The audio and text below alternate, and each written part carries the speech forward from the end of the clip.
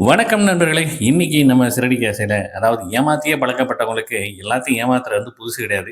அதத்தான் இன்னைக்கு வந்து மறுபடியும் விஜய் ஆண்டியும், நம்ம மனோஜும் அதத்தான் செய்றாங்க. அதாவது மோதிரத்த வந்து காணாம போட்டுறாப்புல யாரு? நம்ம மனோஜ். அந்த மோதிரத்த தேடி வந்து மொத்த குடும்பம் அலையுது. ஏன்னா, சம்மந்தம் பேச வர்றாங்க. 2வது ச சம்மந்தம் பேச வர்றாங்க. யாரு?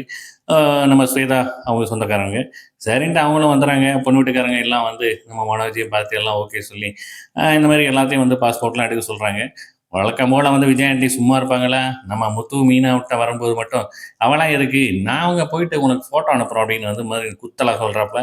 இருந்தாலும் நம்ம ஸ்வேதாவும் அவங்க சொந்தக்காரங்களும், நீங்க எடுத்து வைங்க, நான் கூட்டு போறோம்" அப்படிங்கிற மாரி வந்து சொல்லிர்றாங்க.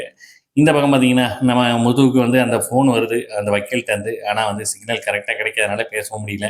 என்னைக்கு உண்மை தெரியுத போதோ தெரியல. ஏன்னா, இன்ன வரைக்கும் டைவர்ஸே கிடைக்கலல்ல. டைவர்ஸ் கிடைக்காமலே நம்ம விஜய் ஆண்டியும், மனோஜும் வந்து இல்லாத ஃப்ராடுத்தனம்லாம் பண்ணிட்டு இருக்காங்க. ஏன்னா, இப்ப 2வது மேரேஜுக்கு வந்து ரெடி பண்ணிட்டு போயிட்டாங்க. இதெல்லாம் இல்லாம ரோஹிணிக்கு தெரிஞ்சா என்ன ஆகும்னு தெரியல. அது அடுத்த சாப்டரு. அதுவரைக்கும் வந்து நம்ம மனோஜ் வந்து அ ஹேப்பியா இருப்பாப்ல. விஜய் ஆண்டிக்கும் வந்து ரொம்ப அமெரிக்கா மருமக வரப்போகுது அப்படிங்கிற ஒரு ஆணவத்தில வந்து சுத்திட்டு இருக்காங்க. பார்க்கலாம். கண்டிப்பா வந்து ஒரு எபிசோடையும் வந்து மிஸ் பண்ணாம பாருங்க. என்ஜாய் பண்ணுங்க. நன்றி, வணக்கம்.